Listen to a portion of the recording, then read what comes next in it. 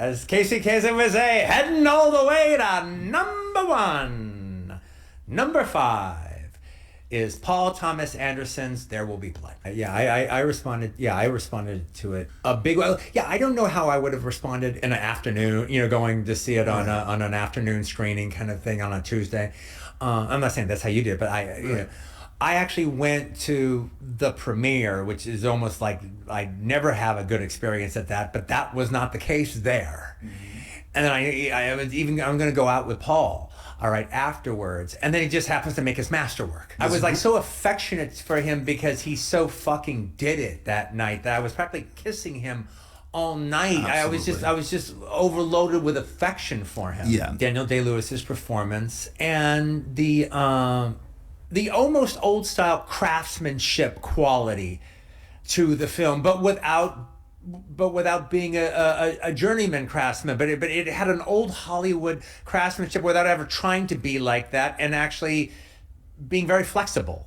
It was his only movie he had ever done.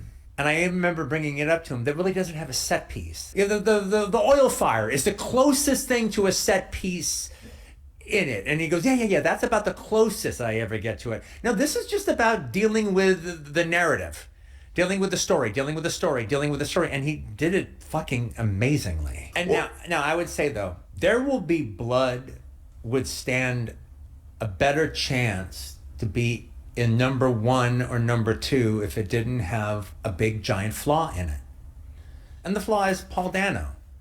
Obviously, it's supposed to be a two-hander, and it's also so drastically obvious that it's not a two-hander. He is weak sauce, man. He's a weak sister. Is it the character? He's eating him another terrific act.